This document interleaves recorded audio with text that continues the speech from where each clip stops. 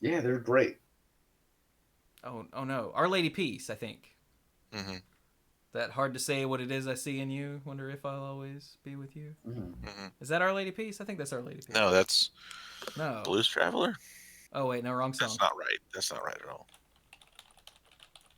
That's not Blues Traveler. What the heck? Sister Hazel. There we go. Excuse me. There we go. I There knew we it had a go. female thing in there somewhere. Yeah, I went with Mandy all those years ago to see Sister Hazel. Mm-hmm. And then like a couple weeks later, Seven Dust was playing, and I couldn't get anybody to go with me. Mike. I can't remember what I was up to that I couldn't go. That's Something okay. important. The night it came, I didn't feel like going either, but Mm-hmm. yeah. All right, so we are recording again. We all good this time for real? Cause I'm gonna jam. I am good. Yes. You may That's what you jam. said. You may jam when ready.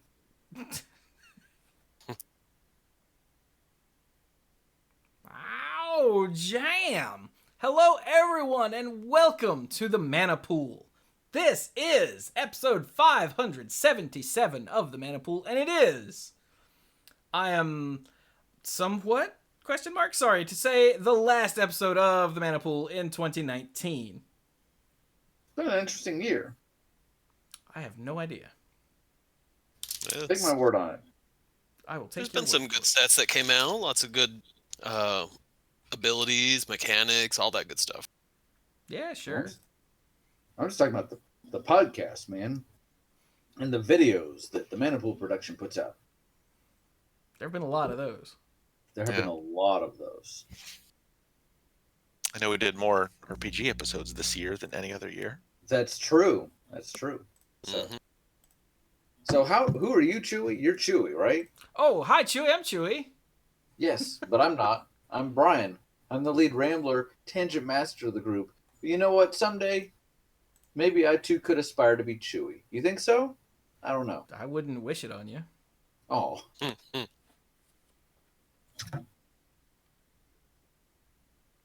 Oh, whoops. I'm Mike. I'm the Rolls guy and the Game Lore guy. For some reason, I was fully expecting Dirk to go next. I have no idea why, because that's not how it works around here. it's like when we're sitting at the table playing Magic and somebody's like looking to their right instead of their left and like go, and we're like, no, we've been clockwise for 19 years, but you're waiting on them to go. So hey, Mike. Hey. So I guess that comes to me. Yeah, I don't got anything else right now. And I'm Dirk, the self-proclaimed greenest man alive and moral compass of the group. And today I was made very, very sad. I was Oh. made sad because today at school we were allowed to wear sweaters to school. And I had recently purchased a Wrath of the Lich King holiday sweater. Oh my god. And I wore it to school today. And only one person at school said anything about the sweater, as in, isn't that, from like Warcraft? And it was literally the last block of the day. And everyone kept saying, oh, that's a cool Frozen sweater. And I'm going, it's not Frozen. It's like saying, oh, that's a nice, it's like someone wearing a Game of Thrones, like the wolf, The dire wolf? dire wolf on their sweater, and be like, oh, that's Lassie. That's a cool picture. Like, that's not even close. That's not even. What is wrong with you people? So yeah, that was the thought going through my head. I'm like, oh, that's a good, nice Frozen sweater. Like, that's not Frozen. You would not like this universe. So that's my fun story for the day. On a semi-related note, I actually watched Frozen for only the second time yesterday. Like the first one or the second one? What? The first one. If I was gonna say the second one, I would have said Frozen 2. Literally everybody I'm watching Frozen said the first one or the second one, and I'm like, did I say the second one? Oh. Also, he'd have to go to a movie theater to see the second one? Yeah, and I don't do that unless Brian's buying me a ticket to go see, and I gotta get money out of the bank to pay Brian too. Damn it. You don't have to pay me right away. Yeah, but otherwise I won't, and you'll hate me forever. So. I won't. Carrie will. I won't. Oh, Carrie already hates me. Never mind then. What? No, hell didn't freeze over. I saw Frozen once years ago. I watched it with Lex. Actually, while we were making the dork tokens, we were doing the design work on the dork tokens, and we watched Frozen, and I was like, that was really good. And then so I watched it again, and it's really good. It's like almost perfect. It's really well done. Yeah, it's a masterpiece of animated film, and everyone should watch it because it's really good. Yeah, I watched it with Brian's family at their house one time when they invited me over for dinner and hanging out, and it was really good. He said, I remember specifically, he said he thought the ending was a little Disney, but otherwise he thought that it was very well done. And it's funny because I remember after Chewie and I went with his mom to see Maleficent, like when we were walking out of the theater, I was like, did that movie have the same ending as Frozen? No, Yep. not quite. It felt like Close enough. I'm Oh my god. I'm thinking about it. Man, now 'Cause my it's, mind is going to a very different place. Right. This is not a Disney movie cast, though. Podcast. It Yeah, could forget be, about that. but that's Now- not why we're here. Yeah, if you want to listen to a 3-hour discussion on why Frozen is really good, School of Movies did one, and I listened to that, and it was really good, which made me want to go watch the movie, which I did. Wow, it's like a vicious cycle. But Yeah. by vicious, I mean highly enjoyable. It was really good. But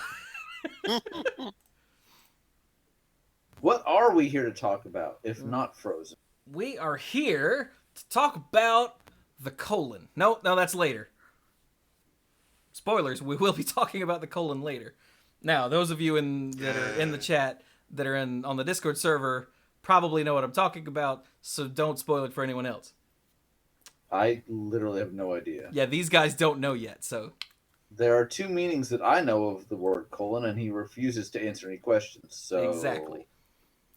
So yes, we're here to talk about, well, it's the last show of 2019, and we were gonna do a big, like, wrap up, an epic tale of our year, and then the preview season started. So we have to do that instead. I'm just kidding. We weren't gonna do that. I didn't know what we were gonna do, so thank God they dropped more than 3 preview cards on us. I actually haven't seen. I've seen a bunch of these. I have not seen them all. So, haha. But I did see, especially the first ones as they were coming out. So yeah, do we I want to go? spotted like those first 3 because I was on a drive, and while I was stopped at a red light, my phone was going.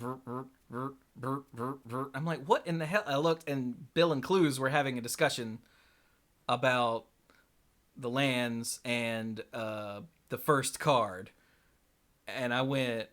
And so when the old man had to get gas in the vehicle we picked up, so while I was sitting there waiting on him, I pulled up the links and went, "Oh wow, holy crap!" And that was the extent of my exposure to this set until we did Monday Night Magic, where I looked at a couple more, and that was it. So now we're diving in. Do we want to go over the mechanics first, as we usually do? Sorry, Pinball Witch threw 10 bits and said this episode has a surprise colonoscopy of one of the dorks. Find out who by watching the video. Oh. Not it. Subscribe for Not more it. surprise colonoscopies. Mike, I'm afraid you're Mike, the you only get to be the recipient. I was just saying earlier, there's a lot of problems that run in my family, so I'm probably due for it. Called it. Wow, this escalated quickly. Let's talk about something less serious. Cardboard. So the new set, Serious. the new set is called Theros Beyond Death. Yeah, Have it you is. seen the trailer? Yes. I think so. I've seen so many. I see the Magic Legends non-gameplay trailer on YouTube constantly now. So they're pushing it hard, which means we should be getting some sort of information about it soon, right?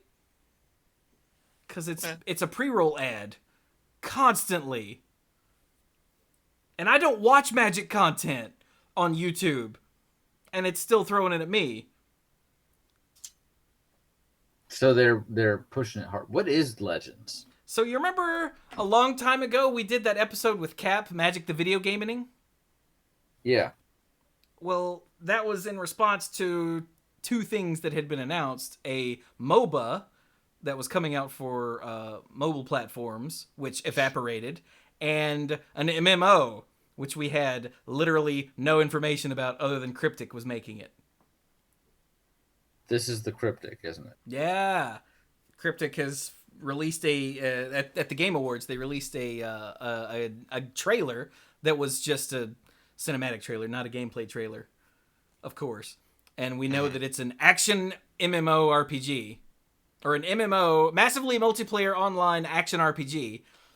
And then that invokes the question, well, what is an action RPG? Because if you're talking genre name, that means Diablo. Diablo is an action RPG. But then somebody, it might have been Brian, was like, well, Kingdom Hearts is an action RPG. And I went, oh.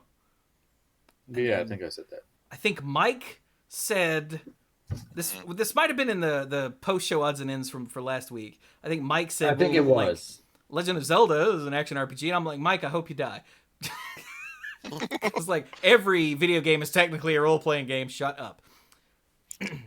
But that sounds familiar enough to be a very, very recent conversation. Yeah, it was last week after the show, I'm pretty sure. Okay. So, yeah. But they released the gameplay trailer, and there's a link to sign up for the beta, and that's literally all we... Not a non-gameplay trailer, I should say, and that's literally all I was going to say, we... I was like, okay. But the trailer for Theros Beyond Death is out. Yes, and I think I what watched was it when it first dropped, but it didn't stick. It looks cool. Like, just about all the trailers they put out now look cool, so... Yeah. So, the mechanics of this set. Why do I not have that link open? Did I send you the link? Yeah. Yep. Yeah. You just... It's Okay. the last link right there. I You think just I didn't closed open it by accident. I'm bad at this so game. So, there's actually a bunch of returning mechanics. There's only one actual new mechanic. And thank goodness. Yeah, because it's a lot of stuff that we know how it works, but it's done in slightly different ways. So what is the Also, new mechanic? I really think that should be the way they do it. Is there are a billion mechanics in Magic? Bring some of those back and like make a new one maybe. I don't think we need like 3 or 4 new mechanics every single set. Or 5 in Ravnica sets. Exactly. Maybe that's probably why they did it this way, because they know they spent so much on the Ravnica sets. Yeah. So what is the new mechanic? The new mechanic is called Escape. I think it's French? I think it's French. Spanish. Oh, Spanish. Well, Okay. see, this font doesn't give us the accent marks in either direction, so we can't tell if it's French or Spanish. Well, no, it's called Escape. That was a Finding Nemo joke. You're welcome. And it's a weird one. We have updated our terms of use and privacy policy. Yeah, thanks. Close that. It seems pretty straightforward to me, but well, okay. oh, maybe I'm just special that way. The part that's weird is that the mana cost and the other cost is different and not related to anything. And usually these things are kind of codified, you know? So, hey, Mike, I had to talk about this on Monday Night Magic. What's Escape do? How does it work? What the hell? All right, so Escape is an alternative casting cost that appears on creatures. Well, wait a minute. Cards. I don't think exclusively. No, it's not just creatures. Okay, so other things can escape. So it appears on cards. It's an alternative casting cost that can be used when the card is in your graveyard, basically like flashback.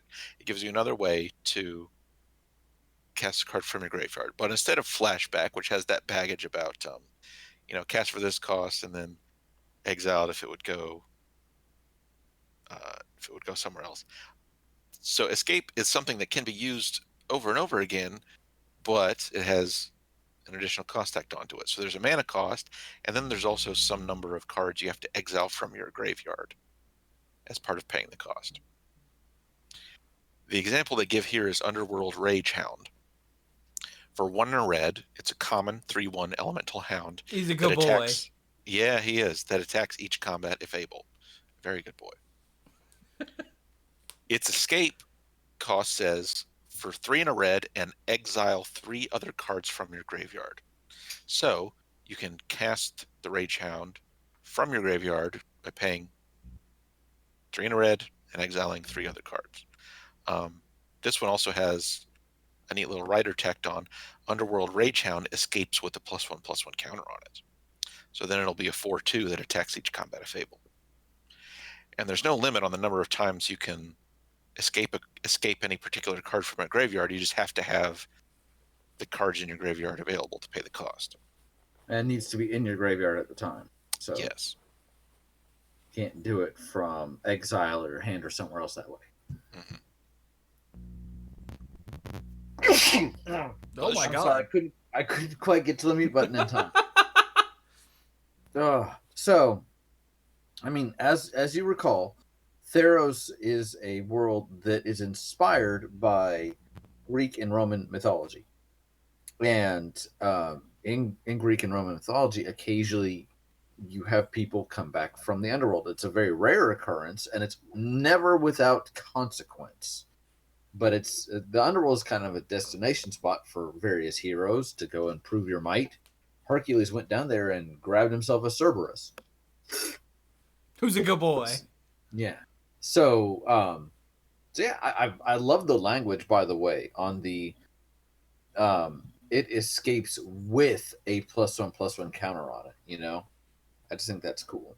Could say, if this is escaping when its cost is paid or whatever, but no. I just love the fluidity of the language. The land continues to burn. Yes, exactly. Except that is reminder text. This is straight rules text, so it's even better. Yeah. Right. So, cool. I mean, anything that allows you to get more use out of your spells is pretty cool. And it makes sense that we would have some sort of graveyard. When the name of the set is Theros Beyond Death, if it didn't have some sort of graveyard mechanic, then what are you even doing? So, yeah. Okay. And it says, casting a spell with escape is the same as always. Casting a creature with escape, it doesn't change timing rules or any of that. And then it says, when an instant or sorcery spell with escape resolves or is countered or otherwise leaves the stack, it just goes right back to the graveyard. So there's no craziness. It's all very straightforward and reusable. That's why you're exiling cards from your graveyard, which is a non-renewable resource. Yeah. It's a non-infinitely renewable resource. Without serious shenanigans. And people in the chat are already going, wait, no, you could... No, shut up. No, doesn't matter. You could donate processors to your opponent and mind-slaver them, and no. Then there's that thing that puts things from exile back into your graveyard. Shut up. Stop. Stop. The game is lots of years open. Lots of years old. We can find a way around just about anything at this point. But yeah, Elemental Ragehound is a good boy. Or good boys. Or girls. Mm-hmm. Or... Yeah. And escape seems really interesting too, especially with the whole with some of the, like, if it escapes, it does something extra. I could see, well obviously we don't have to speculate too much because we have other preview cards, but I wonder if you could see something with this kind of inverse of Underworld Ragehound has a low converted mana cost and a higher escape cost for Underworld Ragehound. What if you had like a really high converted mana cost but a really low escape cost, maybe on like a 5/5 or something, but if it escapes, They won't want to do -1/-1 counters in the same set, but it has some sort of drawback. No. Well, no, I don't know. I don't know if they're. I mean, the drawback is that you have that clunky extra cost. I wouldn't be surprised if we saw some rare cards like that with less mana in the escape cost, balanced by the cards you have to exile. Because yeah, I mean, this is something, as you said, it's a non-renewable resource for the most part, so it allows them to do stuff like this without it feeling like it's terribly oppressive or broken or anything. So there's only so many times something can escape. Chat So- says the drawback is it's a demon that will likely get Mike killed. Nailed it.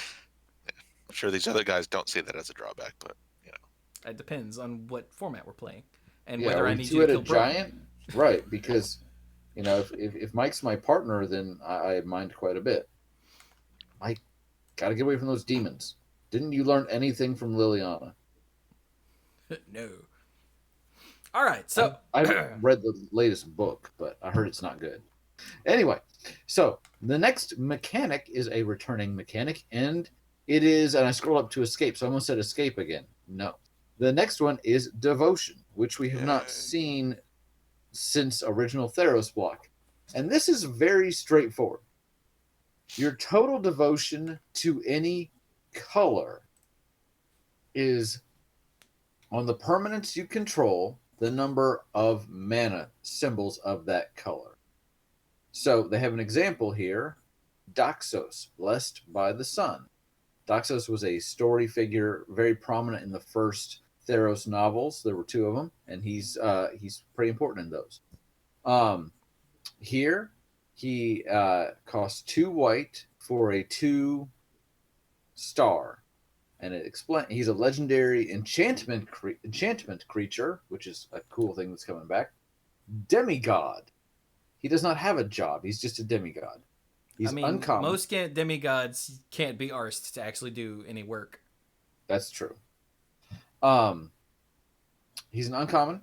His toughness is equal to your devotion to white, and as it spells out in the reminder text, each white mana symbol in the mana cost of permanents you control counts toward your devotion to white. So if you have nothing else on the board, your devotion to white is 2. So he's a 2/2. Whenever another creature you control enters the battlefield or dies, you gain 1 life. I think this is kind of a neat card. It's definitely an uncommon. It's nothing particularly broken. But I can see getting past him getting more and more difficult as the game progresses. Because you throw down something like a Glorious Anthem after this, all of a sudden he's naturally a 2/4 before he's even getting the Anthem bonus. So devotion, as we learned from original Theros block, can start to, I don't want to say get out of hand, because it depends on how, what color you're playing. But I don't want to say get out of hand, but it gets out of hand. You remember the Gray Merchant of Asphodel? yeah. Oh, Gary. Man, Gary was Gary. great. Well, at the time, even competitive Magic, like most colors actually had a day in the sun. There was a while there where mono blue devotion was like the thing. The deck. And then mono black between Gary and actually a card from the previous set, the Rat, because you could keep getting Rat tokens with the mana cost to pump your black devotion. Black devotion was a thing. So was green. So was green. It was great. And it Nykthos was red Nykthos, even poked its head in every once in a while in the devotion game. Yeah. I don't know that white really took off, but There was a deck called White Devotion, but really the only devotion card in it was Nykthos. yeah, Nykthos. You would just use it to generate a stupid amount of mana to play more cards. Nykthos basically was doing a either an academy or a cradle impression. So yeah. Yeah, Yeah. and I'm sure it's on the short list for cards that they're watching very carefully in Pioneer. Probably. Yeah. Did they finally ban Oko? I heard they finally banned Oko. Yeah, Oko is now banned in everything but Modern and EDH. And Legacy and Vintage, but those don't matter. Right. So there's one other devotion card here as a preview. Somebody want to take it? Hey, Dirk, it's a green card. Let's see. Got Clithy's design. Is that the way you say it? Wait. Oh, wait a close minute. enough. Clothies? Clothy- Cloth- Clothies? I think Wow. it's Clothies. Clothies' design. Clothy's design. For 5 and a green, it's an uncommon sorcery. Creatures you control get +X until end of turn, where X is your devotion to green. And the flavor text says, the god of destiny grants her followers a vision deeper than sight. And this is interesting for a couple of reasons. First of all, the card itself. This is a very interesting overrun variant. Hmm. The potential for this to get out of hand by the time you get to turn 6 or later, like you could be doing very well over over like +4/+4 or more. So, but from a story perspective, this is also very interesting because in the original Theros block, we didn't have a god of destiny. The closest would have been the god of horizons, who was the blue-green god, whose name escapes me at the moment. But we didn't have Clothies. So, interesting that we're now seeing different gods. I like it. Mm-hmm. All right, so that's devotion. Yay, devotion. Yay. Yay. Hopefully it won't have Nykthos, honestly. I think if we don't have Nykthos or a Nykthos impersonator, I think it'll be fine. yeah. All right. Okay. So they're bringing back Constellation as well. Awesome. Which is that ability word that says whenever an enchantment enters the battlefield under your control, do a thing. Yeah.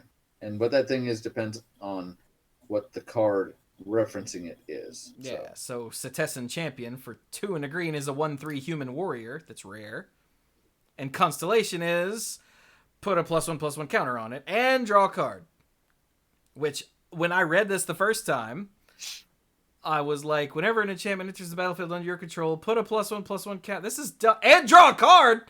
Like, Yeah. It's an enchantress that runs up and punches people.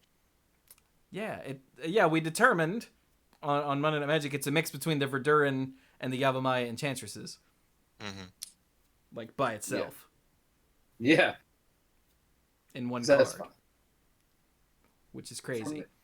From original Theros block, Constellation itself, I don't think actually showed up until the last set in the block. But the entire block had enchantment creatures, which obviously is making a return here. Yeah, you can see it right here on Daxos. Look at him. You sure they waited that long for Constellation? Pretty sure. I'm going to check that out. I'll fact check myself. You guys keep I It wouldn't going. didn't put sound it right past to them. me either, but I just figured I wasn't remembering properly.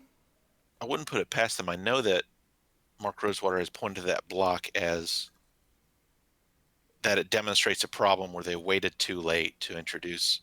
Spell Some of their Constellation. enchantment CONST. Chat is agreeing with you, Brian, so you're probably good. Aha. Okay. Okay, yeah, because Mark Rosewater. Okay, I guess so. Mark Rosewater has pointed that block as demonstrating a problem where they waited too late to introduce their enchantment, some of their big enchantment matters stuff in the enchantment matters block. They waited till the third set. Yeah. All right, then. Nice to know I'm not completely off my rocker when it comes to this. He's not even in a rocker.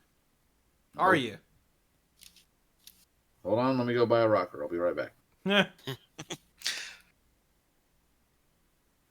Be good So for getting that's kids off my Constellation again, returning, no problem. lawn. Yep.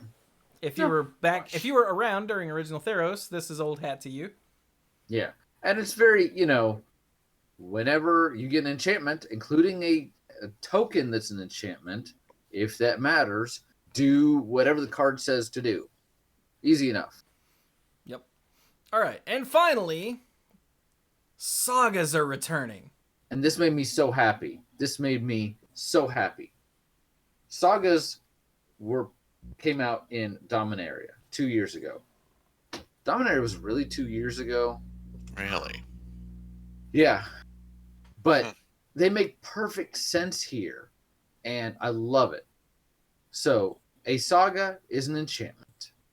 And as it enters the battlefield, as well as after your draw step, you put a lore counter on it. Every time you put a lore counter on that saga, you advance it from one chapter to the next chapter. What's a chapter? Well, again, it's spelled out on the card, and it has Roman numerals. See, 1, 2, 3, etc. And you go from one to the next one, to the next one. Once you've reached the final chapter, you do whatever it says to do at that chapter, and then is it technically sacrificed, or they just go directly to the graveyard? Well, it says Either it way. right on the card, Brian. Sacrifice. Ha! Hey, look at that. RTFC, right? Ta-da. Okay. So, the example here is the Akroan War. And it costs 3 in a red. Chapter 1. Gain control of target creature. And I'm reading this, I'm like, oh, it's an act of treason. For as long as the Akroan War remains on the battlefield. And I'm like, oh, well, it doesn't gain haste. But really interesting that you get the creature for more than one turn. Chapter 2. Until your next turn, creatures your opponents control attack each combat if able. Everybody get in here. And then finally, Chapter 3. Each tapped creature deals damage to itself equal to its power. Which, by the way, as we learned in was it the Time of Ice was the saga from Dominaria that had like another effect on, I think it was return all tapped creatures to their owner's hand. Because of when this triggers, unless a lore counter gets put on this at an unusual time, this is going to happen after your draw step. So all of your creatures are going to be untapped. So, ha ha ha ha. The best war is the one that you profit from. Please don't quote me on that. That sounds really bad. But yeah, so I love the fact that they're here. It's very flavorful. It's a great way to get use out of an enchantment over a long period of time. And as they're saying on here, while generally the ones we have seen, in fact, I think all the ones we've seen so far have been 3 chapters. Here, okay. Each saga has a number of chapters, usually 3, but don't be, shocked if a set inspired by ancient Greece had some unusually long stories. So hint, we're going to see some that are 4 or more. Maybe not 12, but, Yeah, so I talked for a while. What do you guys think? You happy to see sagas back, or are you kind of like, eh? Oh, and they were a cool mechanic. They are cool. Yeah. And the honest truth is, I think this is a great place to do it, because with the background of it being sort of the Greek and all that, what are some of the best sagas in historical record? Mm-hmm. Greek mythology. A lot of the ones, when you think back to great sagas, epic saga, Odyssey and the Iliad. Yep. So this has a great home. Yeah, and those are like long compilations. A lot of people know some of the much shorter stories. The Labors of Hercules. Each labor by itself is a story, but taken all together. Various myths are basically collections of stories. Prometheus stealing the fire from the gods and distributing it. You get a fire. So, yeah. This feels like the second I'm scrolling down, I see sagas, I'm like, yes, this works. As long as they do it well, this is such a natural fit. Cool. I think the Yeah, Wizards has done a pretty good job of doing the sagas in the past. I feel like they'll do a good job with it. I hope I haven't just, shot them in the foot and me in the foot, but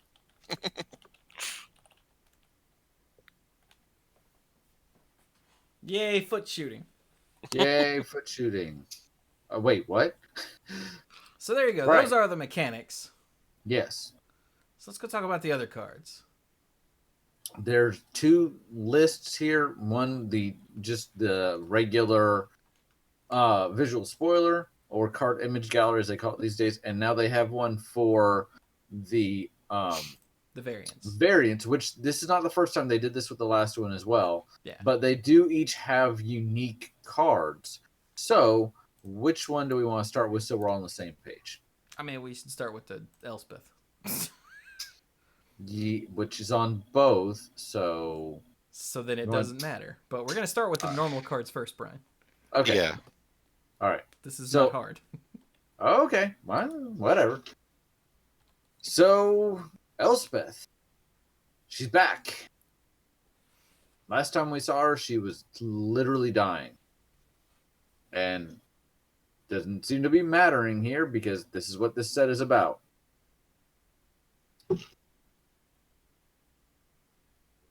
I just took a card. She's awesome. Every Elspeth card forever is like busted. And I will take this card if nobody wants to take it, but somebody else want to take it. Yeah, go for it. I'll take it. I'll take it. Go ahead. All right, Elspeth, Sun's Nemesis. For 2 and 2 white. She is a legendary planeswalker Elspeth that's mythic with a loyalty count of 5. First ability, -1. Go to up to 2 target creatures you control each get +2/+1 until end of turn. Her second ability, -2. Create 2 1/1 white human soldier creature tokens. And her last ability is -3. You gain 5 life. So that should be it, right? Not too bad. We're done here. But wait. Next. There's more. What you say? Elspeth, Sun's Nemesis, has Escape. For 4 and 2 white, exile 4 other cards from your graveyard. That's a lot. It is a lot. But you're also getting a planeswalker back. One that only has negative abilities. So you play her, you run her down. I find the ordering of these somewhat unusual because I would almost think that getting multiple creatures would be more important than gaining 5 life. I'm not sure why the 5 life is -3, but I wonder if it's there to basically the fact that you can keep gaining the life if you're able to escape. Yeah. 5 is a pretty decent chunk to just be able to do. It is. I'm not sure how I feel about this card. I love Elspeth. I think she's awesome. Every other Elspeth card has always been redonkulous. I feel like that escape cost is not a small cost in either sense of the word for the cards or the mana. But I have a feeling if I say like, oh, this isn't that great, that I am going to be completely proven wrong. So I'm going to say I think this is probably really good. I think that's a fairly safe bet. Whether or not she's busted, I don't know about that, but very good. What do you guys think? I did see that someone on Twitter, but now that I'm trying to think of it, I can't remember who, has said they've had Elspeth in their cube since she was revealed, and they're saying that she's busted. Now, I don't know what kind of cube, but yeah. What? Random Keho threw 100 bits and said, gotta go, we'll listen to the episode later. But to everybody, Merry Christmas, Happy New Year, Happy Holidays. Just all of that. Hey, thanks, buddy. I appreciate the bits and the well wishes. Yay. And may you do well as well. Yeah. Yeah. Yeah, I think at first impulse makes me say this is a good card, but it's a lower tier Elspeth. But I think it's just really hard for me to see the repeating advantage that it gives without actually playing a game. So Yeah. I'm just not getting what the card actually does. Last Planeswalker I saw that I'm like, this looks like it's deceptively powerful, but just didn't look that powerful on its face was Oko. Because yes, I knew even during previews, I was like, this feels really good, but did it feel overwhelming? No. I was like, pretty neat. Cost 3, comes down early, has a bunch of loyalty, seems like some decent abilities. There you go.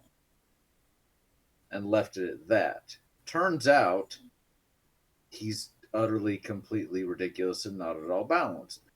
This is not the same thing, but the fact that you can continue to get these incremental advantages, I also feel compelled to say, within the confines of this set, seems like she's already pretty strong. Mm-hmm. Throw in Proliferate, and she gets Which even is better. still in standard. Which is still in Good point. standard. So yeah.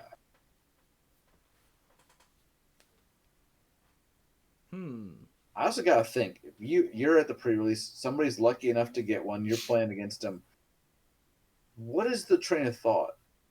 Do you attack her knowing that she's eventually going to off herself, or and try and stop them from getting quite so much advantage out of her? But you're essentially giving them, every time you attack her for 3, you're basically giving your opponent 3 life they didn't have. That I feel like this is really hard to evaluate. You have to be based on the circumstances, of course, but attacking her feels like a waste because she's going to die. But if you leave her on the board, She's gonna make things hard on you. Yeah, I was gonna say attacking her doesn't seem like a waste, because if she's gonna die, it's because she's doing things that are bad for you. yes, I'm just saying that this seems like you're between a rock and a hard place. But hey, no, that's what planeswalkers do. So, speaking of planeswalkers, we want to talk about the other one. Yes. Mike wants to talk about this one. Why don't you talk about this one? All right. So, Ashiok Nightmare Muse. For 3, a blue and a black. A legendary planeswalker, Ashiok, mythic, starts on 5 loyalty. 5 mana, 5 loyalty. +1. Create a 2/3 blue and black nightmare creature token with, whenever this creature attacks or blocks, each opponent exiles the top 2 cards of their library. Yeah, it's kind of silly. Yeah. Huh. Yeah. I missed the or blocks part the first time. I can tell. -3. Return target non-land permanent to its owner's hand. Then that player exiles a card from their hand. That's powerful too. Yeah. -7. You may cast up to 3 face-up cards your opponents own from exile without paying their mana costs. Ding. Sick. Yeah, that is not a lot of loyalty to ask for 3 cards. Granted, you had pretty much no control over what they were, but still, 3 cards. Well, in the meantime, you keep pumping out more blockers that get you there. Mm-hmm. It costs 5, which is probably appropriate because this is insane. The ability just we've talked so much over the years about a planeswalker's ability to protect itself and how important that is. When the first set of planeswalkers came out, the one that got almost all the attention, and rightfully so, was Garrick, because he could make beasts, and that was a minus ability. This is a plus ability that continues to help you along your goal. Even if you're not doing a milling goal, you're removing some of their resources. You're not putting them into the graveyard where they can otherwise access them. You're exiling them.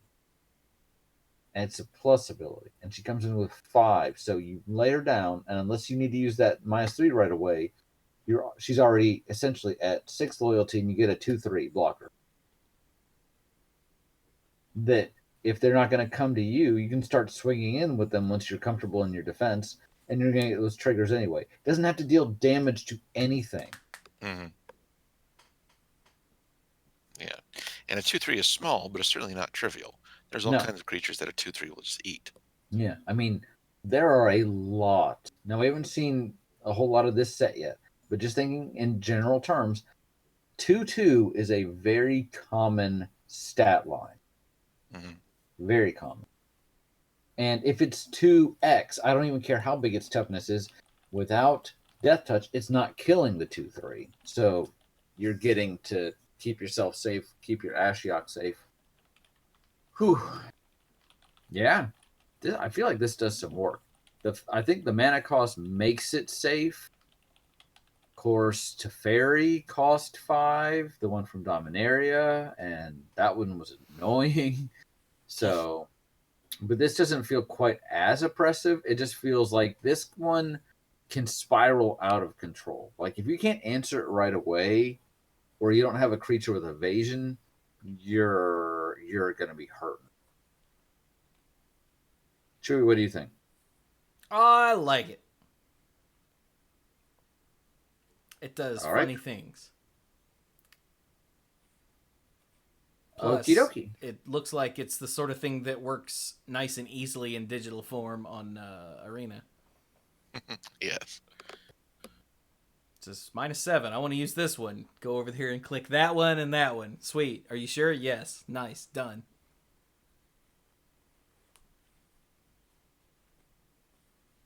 I don't even play Arena, and I'm thinking about that sort of thing. I haven't played Arena in a while. I've just been too busy. Alrighty. Do we want to... Then which one do we... those are the mythics that are in the just regular card image gallery. So I'm currently showing off the lands, because the lands are freaking awesome. They are very beautiful. Yeah.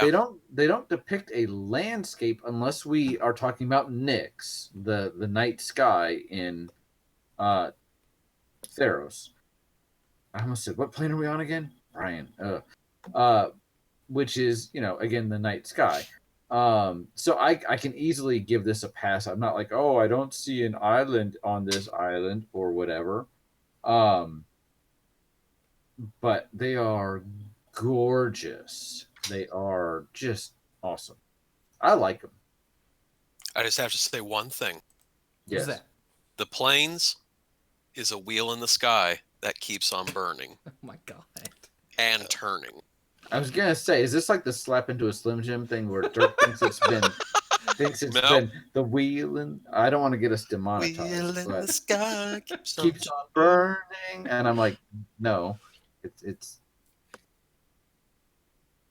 No, it's like when I look at him, like, oh gosh, that song just jumped right into my head. Every time I look at these and I think, okay, this one's my favorite, I look at the next one and I'm like, but they're all great. Mm-hmm. Yeah. They're all just sweet. pretty awesome for representations of what they are. So, yeah. Yeah. I think they're... after 20... How many? 7 years? Mm-hmm. How many years? Is it 27 now? Yeah. I think it's okay to have basic lands that don't depict a basic land.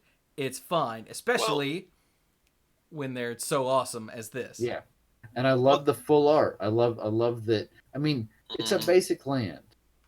You know what it does. It's got the art and the text box together. Yeah. Yeah. Now, I saw somebody on a forum jokingly say, I'm tired of all these full art. I want full text cards. And somebody's like, huh. And of course they meant it as a joke. So But this is full text. But this is both, yeah. So Mike, you were about to say something like 3 times. I don't want to be reading too much into all this stuff, but just, seeing these depicted as these far off nebula, these giant mana symbols floating out in space. Yeah, I don't want to read too much into it, but it's really neat that this kind of hints at the fact that this symbology that's always been on the cards actually has some kind of special meaning in the multiverse somehow. I didn't think of that. That yeah. It's universal. Like the Volkswagen logo. Yes. Yeah, we'll go with that. It's the only thing that came to mind for some reason. But yeah, these symbols aren't just the things that are printed on our cards to help us play the game. It's that they actually mean something deep down in the fabric of the multiverse.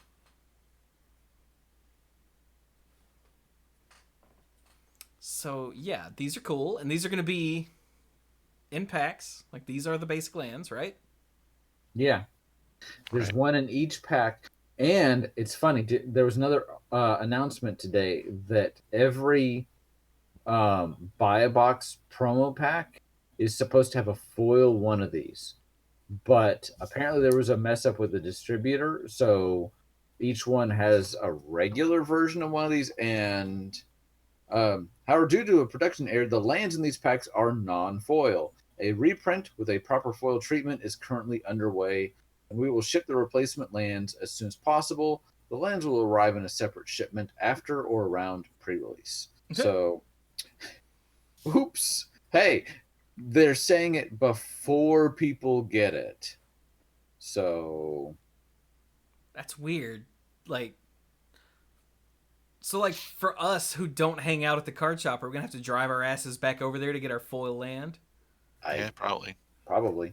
That's weird. It's interesting. He also says that they are "quote unquote" Nick's land, so he's right up there, just saying that's the appears to be the slang term for it, but obviously it represents exactly what we talked about. I mean, that's Nick's. That's what they are.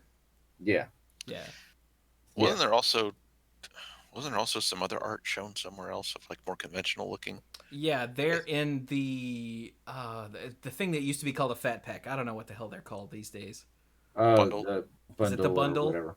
Mhm. Makes sense because you probably Actually, is it in the variants? No, it's not. Oh, well, never mind. No, they're not. Oh, by the way, here's the variant Elspeth. No, that's the different. Here's the variant Elspeth, which is neat. Mm-hmm. interesting. It's more like It's like her tomb? the statue depicting her. I don't know Yeah. necessarily tomb, but you think about a lot of our records of the Greek figures are from sculptures that were made depicting them. And if you Yeah. look at the Ashiok, you have the same thing. Yeah, pretty cool. It's done in the same style as the oh crud, what were they called? No Those idea. things you could collect at the pre-releases. Dang. Things you could collect at the pre-releases. Yeah, they were like these weird other cards you could use in like a special mode playing against the challenge decks, whatever the heck they were, whatever those were called. You're talking about like fight against the Hydra, fight against the Minotaur Horde.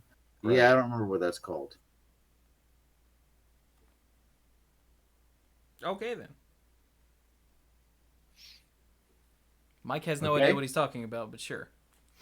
Well, while we're on the I collected all of them. I can't remember what they were called. Hero cards. We got it in the chat. While we're on the Hero what? cards.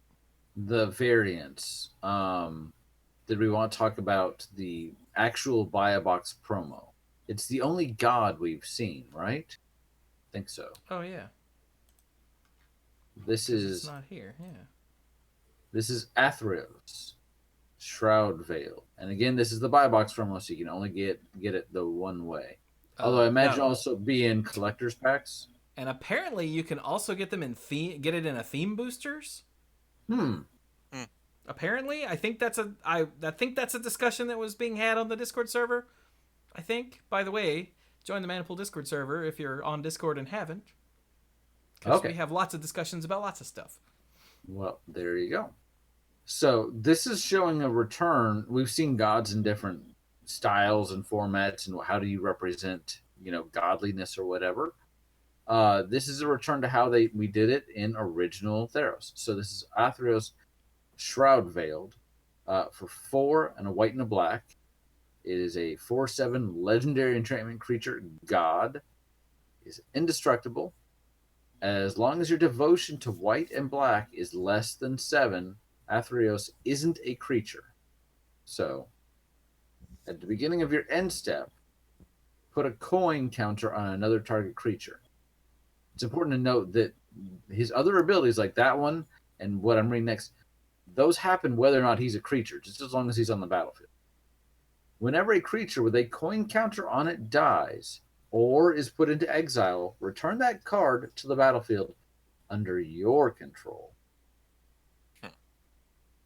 He is the god. He's essentially the ferryman.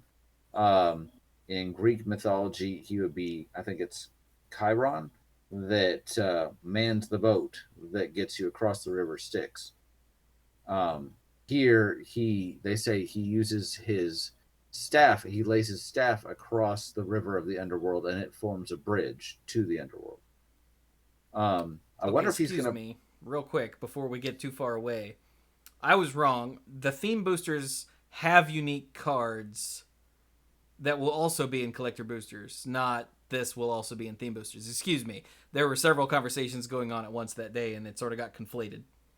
Okay. So yeah, you can get the buy box promo in foil or in collector boosters as non-foil.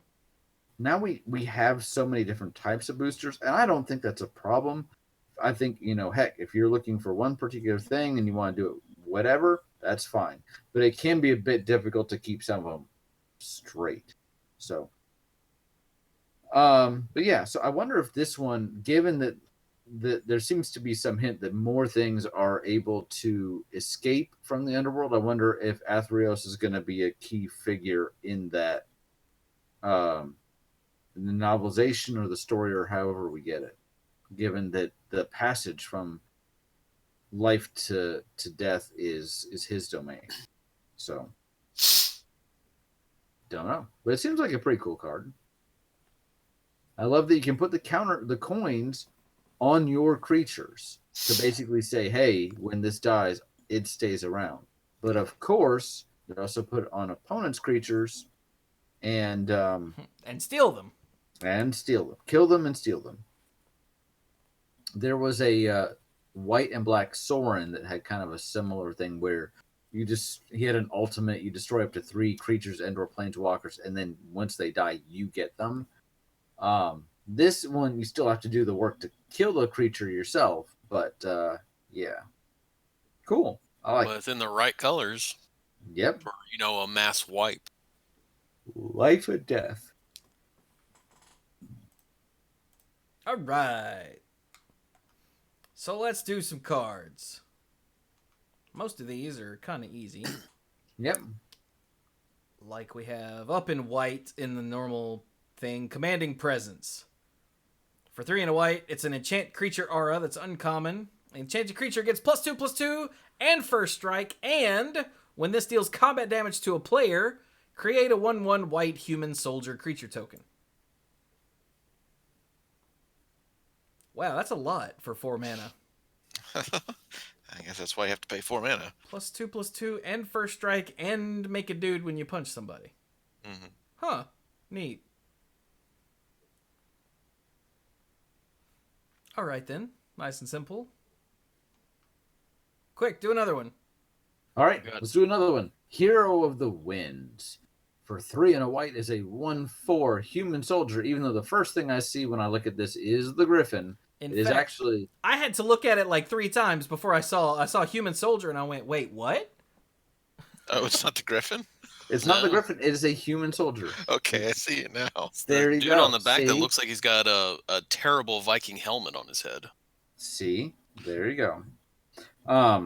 Is a 1/4 with flying, and whenever you cast a spell that targets Hero of the Winds, creatures you control get +1/+0 until end of turn. It's a pseudo-heroic, because we don't have heroic as a mechanic in this set, but this is evocative of it.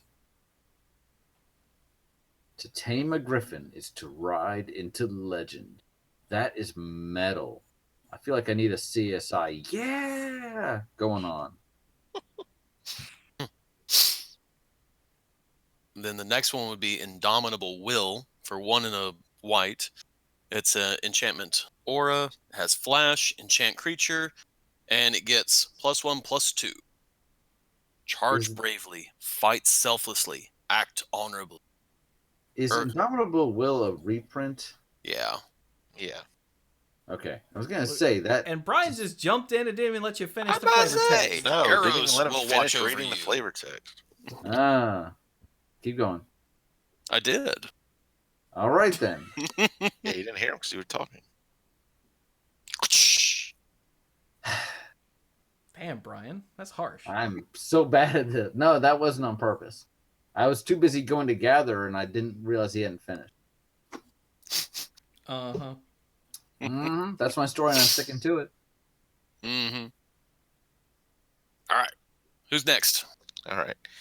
There's a Nyxborn Courser for 1 white. It's a 2/4 enchantment creature, Centaur Scout. It's common. And that's it. No special abilities. It's a 2/4 for 3 who's an enchantment creature, which is She going to looks matter. so happy, though. I mean, know. it definitely has the special ability of increasing your devotion to white by 2, but Yeah, so the flavor text here is I promise not to interrupt. an excerpt from what seems to be some kind of poem or epic poem called the Caliphaea. Storms drove them westward to Ketefos. Wide plains shimmered in starlight. Centaurs greeted them, offering gold-hued apples and grain cakes.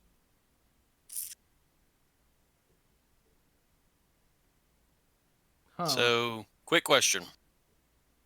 The enchantment creature thing. So, how does that work? Is there something special that's going on with that? What are we talking about? I remember all the stuff with the Nyx stuff. That obviously you've got the gods that have their loyalty count and all that, but the enchantment creature, when did that show up last? I mean, I think we may have seen some in like core sets, but it's really evoking back to Theros. Yeah. Yeah, there's nothing fancy here, Dirk. It's just an enchantment creature. Okay. Yeah. Creature that happens to have an additional type, just like an artifact creature. So Okay. That's written in like the flavor text is written in this 3-step meter. That's pretty neat. I wonder if the other excerpts from the Caliphaea are written like that. I don't know. Revoke Actually, existence. the 3-step is in the Indomitable Will as well. What? Centaurs greet them, offer them gold-hued apples, grain cakes, charge bravely, fight selflessly, act honorably. There's that 3-part. No, I'm talking about the rhythm, like Oh. storms drove them westward to Ketefos. I'm talking about the stresses on the, Gotcha. wide plains shimmered in starlight. Centaurs greeted them, offering gold-hued apples and grain cakes. That rhythm on the stress for the syllables. Gotcha. All right. Revoke existence is back. 1 in the white. Sorcery, exile target artifact or enchantment. I'm pretty sure that's a reprint. Yes? Yep. yes, Yep. it is. Okay. I think it's the same art too. I wonder who. looks- Severely doubt that it's the same art. It looks so familiar, unless it's just very similar to something else. Revoke. I'm almost 100% certain that is not the same art. All right. Well, then it just looks a lot like something. No, it is the same art. Are you serious? 100%. Copy. Discord. Paste. Oop. Why would they do that? Well, they do look for opportunities to reuse good art. They're being more mindful of that nowadays. Oh, I completely forgot this was in Theros. I was thinking of the original art from Scars of Mirrodin. That's why I was so convinced. Yeah, the Scars of Mirrodin art would not work here. Like, that ain't it there, bruh. But yeah, okay, my bad. Technically, I was right. It's not the same art as its original printing. All right, then we've got the Eidolon of Philosophy. For a blue, it's a 1/2 enchantment creature spirit. It's common. but for 6 and a blue and sacrifice it, you draw 3 cards. Yay! Freaking, what's the word I'm looking for? Draft card. Mhm. Yeah. While I'm here, Memory Drain. 2 blue, instant, common. Counter target spell, Scry 2. Is that a reprint? It's not, is it? I don't The think effect feels like it should be, but I know the name isn't. Huh. so. You have something in your eye there. Yeah, I think it's I don't know what that is. I can't tell. Looks like the ferryman. Except Might we don't be, have yeah. one of those. All right, moving on. Next, in black, we have Inevitable End, which probably tells you exactly what this is going to do. So for 2 and a black, it's an enchantment aura. It is uncommon, enchant creature. Enchanted creature has, at the beginning of your upkeep, sacrifice a creature. So you can choose, do I go ahead, if you put this on an important creature that an opponent controls, do they go ahead and bite the bullet and get rid of that important creature, or do they sacrifice other creatures to keep it alive? And the flavor text is, how many more will die before you accept your fate? So Erebos, it's gotta be corruption from Hearthstone. To a certain extent, except you get to pick whether or not you lose it or something else instead. You can keep in mind if you put this on an opponent's Oh, it creature, says sacrifice a creature, not this creature. Yeah, that's Yes, what I was yeah. talking about. Huh. Right. That's why you have a choice to make. And unfortunately, because this is a bit more narrow, if they have a way of continuing to get other creatures they'd rather get rid of, and the creatures you put this on is going to win them the game, it's ultimately, it may not be able to destroy the creature, but having to pay something every turn is going to get them eventually, one would think. I mean, yeah, regardless, you're costing them something. Either the thing you want gone or something else every turn. Yes. Mhm. Which means they're spending mana on and cards in hand to make things that then die. Yeah. And I suppose if you really want to get combo-rific with it, if you're looking for a sacrifice outlet, you can always put this on one of your own creatures. Sure. But You probably better want a be- sacrifice outlet that doesn't suck, though. Probably. But, if you got to get there, you got to get there. Next. That's like the worst Magical Christmas land ever. But it's a present you give to yourself. That'd be What's like pedestrian President's Day land. Oh, God.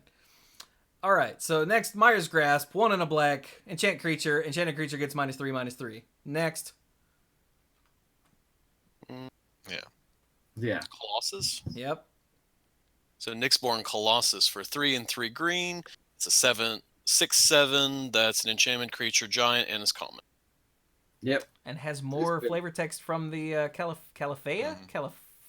Yeah. Calafia. Yeah. Huh. And it looks like it's written the same way. Mm-hmm. Oh, is this going to be like the love song of Night and Day? Yeah, probably. Tree-tall giants confronted her, fiercely demanding her tribute. Fox-cunning Calafes, slippery, speaking, entangled their senses. Oh, I didn't put together from the other one. The other one was in white.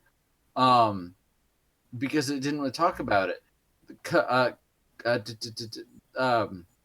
Caliphate is a figure in Theros mythology, a merfolk that defied Thassa and challenged her to a race, and Thassa tried to drown her, but she ended up sailing over the edge of the world and into Nyx. And the Calafea is probably like the Aeneid to Aeneas. So otherwise it's a really ironic naming. Chat says it's also like the Theriad. Right. I don't even remember the Theriad, but I know the love song of Night and Day. Yeah, there were I'm excerpts from the old. Theriad and flavor text in Theros block, and it was a story about the hero of the sun, right? No idea. Chat? It's going to take them a minute to catch up. Only one more card here in the regular card image gallery, and it's an interesting card. It is. Hey, Dirk. Stagger. Shut up, Brian. This feels very Dirk. Hey, Dirk, what's Staggering Insight do? It's in gold. Okay. So blue and white. Uncommon enchantment. Enchant creature gets +1/+1 and has lifelink, and whenever this creature deals combat damage to a player, draw a card. Yeah, I'd say that's about me. See, I thought this was going to be like a, but I'm the lawyer, and this entire flavor is, behold my words. I mean, that's exactly what's happening in the art. Is like, you're on the debate team, and you're like, you have the perfect response, and the other person is like, no, too much logic. If debates were Yu-Gi-Oh matches? Exactly. Yes, basically, yeah. Mm-hmm. Yeah, that's what's happening here. So flavorfully, it's a Brian card, but mechanically, that's such a Dirk card. Yeah. And since I don't look for at the art record, unless I have to. This is a very good card. For the record, I would also play this. I feel like this is a windmill slam in limited, because you put this on a 2/2 flyer and you win the game. Yes, you do. I'll just gain 3 life every turn and draw a card. 6-point life swing and card draw? That seems alright. This seems pretty good. And we're talking about on a 2/2. We're talking about on a Wind Drake. Yeah. Okay. So there are other cards in the variants, including the 2 Planeswalker. Yeah, we got the 2 Planeswalker deck cards and the cards from the theme boosters only. Right. That's actually what all of these are. I've actually not seen any of these. I glanced, I realized what they were, and I thought, okay, do I want to do a live reaction or whatever? So I haven't read them. So I can read them now or whatever. Are we going to keep going with this, or are we kind of winding down? I mean, I don't know. Do you guys want to do the theme booster cards? Yeah, might as well. I don't. Okay. There's not a ton. As long as we can keep moving with them. There are just 12 2 in each cards color. Here. Yeah. Okay. Do we want to do the Planeswalkers? Sure. All right. So, Elspeth, Undaunted Hero, costs 2 and 3 white. So that's very devotional for a Elspeth with 5 loyalty. Again, haven't read this yet. +2, put a +1/+1 counter on each of up to 2 target creatures. -2, search your library and or graveyard for a card named Sunlit Hoplite and put it onto the battlefield. If you search your library this way, shuffle it. Have we seen this Hoplite? No? I'm guessing it's one of the other cards unique to the Planeswalker deck. I mean, it totally is. Yeah. Probably does something special while you control an Elspeth Planeswalker. Probably. I just didn't know if we'd seen it yet or not. But I don't think so. It's not here, so no, we haven't. Okay. -8. Until end of turn, creatures you control get flying and get +X/+X, where X is your devotion to white. Which that's at least 3. Well, I mean, you can... So long as Elspeth survives. Yeah. See, this is interesting because with starting with 5 and going up by 2, if she's left unmolested, you're going to get to 9 at least and then go to 8. Oh, hey, that's a good point. Go down to 1. But the opponent may very well feel incentivized to knock her for at least 1. A lot of times when you pop a Planeswalker for their ultimate, you will want to hopefully keep them around, but if the effect is I've got to get this limit break off, you're done. Here, you have a strong incentive to keep it around, not just for next turn, but for an immediate effect. So I think that's really interesting. obviously this feels like a really safe card. They usually try to keep the Planeswalker deck Planeswalkers safe, not going to break standard. This to me feels absolutely 100% fine. Just, yeah. But because it's Elspeth, I mean, still, it feels like it's really good for a Planeswalker deck Planeswalker. Elspeth is the best. Around. And an Ashiok. Nothing's gonna ever keep her down. In the underworld. Okay, Ashiok. I really like this Ashiok. Oh, what's it do then? You're so smart. So for 4, a blue and a black. So for 6 mana, it starts on 4 loyalty. The first ability is +2. Draw a card. Each player puts the top 2 cards of their library into their graveyard. And Mike loves it. Of course. Mill myself and my opponents. Sold. And draw a card? What? And draw a card. I know. Every word, every positive word that a Magic card could have on it, it's all right there. This is your next Brawl commander, is it not? I mean, be honest with us. I hope I get one. Yeah, I'll do it. -5. Put target creature card from a graveyard onto the battlefield under your control. That's always fun to do. That's always awesome to do. Last ability, -11. It's a lot, but gain control of all creatures target opponent controls. That is pretty darn ridiculous. I mean, he You costs get what you 6, pay for that loyalty. he costs 6 to come in, and you got to work for a while. But, yeah, I don't feel like I need to say anything because that ultimate speaks for itself. Yeah, it does. Do you want to have all the creatures? Good job. Okay, so those are the Planeswalkers. Well, we're already down here. Are there some cards in green? Dark likes green cards. Dark, are there any green cards here? There's some very fun ones down here. Okay. Is the Iron Scale Hydra, is that a reprint or? No, these are all new, and they're unique to these theme boosters. Okay. So Iron Scale Hydra for 3 and 2 green. It's a rare Hydra that's a 5/5. If a creature would deal combat damage to Iron Scale Hydra, prevent that damage and put a +1/+1 counter on Iron Scale Hydra. What? I'm sorry. What? This prevents it and Put a counter on it. you can't kill it in combat. Even with Death Touch, the damage is prevented. What?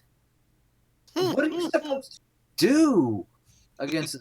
Now, you can't draft with these boosters. I mean, you could, but most of the time, you're not going to be drafting with these boosters, right? So I have to see one of these come down and draft against me because I feel like this is a turn 5, like, do you have a removal spell, which isn't like, well, I guess fighting is not combat damage, but do you have a removal spell? No. Okay, I win. Because what on earth? I'm not trying to overreact a little bit. Maybe I need to let this percolate. Maybe this is why I need to read these ahead of time. But dear Lord, put down your arrows, you fools. Arrows only make it angry. Seems about right. Holy cow. Do you want a creature? I wonder if that means that there is going to be a bunch of removal. I mean, well, yeah. I hope so. This is terrifying. Yeah. I don't want to look at it anymore. What's another card? There's the Tree Shaker Hydra. What? Tree Shaker what? Tree Shaker Chimera, sorry. There you go. Tree Shaker Chimera. So 5 and I got stuck on the Hydra from the previous one. Well, it's still looking at you, so. Yeah, it's still looking at me funny. It's got more than one head, too. Oh, look. The Hydra has, like, a crow in a helmet laying in front of it. Because it ate the guy wearing it. He shot too many arrows. Oh, my God. Anyway.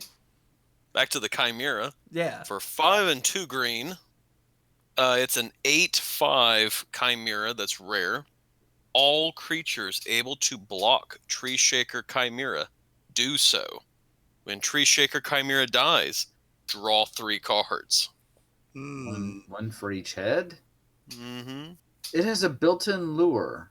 I don't know. This doesn't terrify me the way that the Iron Scale Hydra does. Well, no. But at the same time, the Hydra, maybe you like chump block for a while. This is just like I play this and I swing and I win because that's what lure creatures do. So These two in tandem would be great. Oh God. Keep chum blocking with the iron scale, and then when it gets big enough, then it's like, all right, swing with the Hydra and the Chimera, I win. Dark, go to your corner. Okay. No, that Yeah, makes a lot of sense. With 8 attack, it can eat a lot of things on the enemy board. Oh yeah. And then draw And you then- 3 cards while you're at it. And also, it's a lion and a... Lion, a goat, and a is that an wolf? And a wolf. Ibex and a wolf? Like, what the heck? I think it's an ibex and a wolf. Yeah. Mm-hmm. Stop. All right, well, let's do the rest of these since we did those. We should be able to Okay. do this pretty quick. The Terror of Mount Velas. Ah. Thank you. Is that a dragon with a mohawk?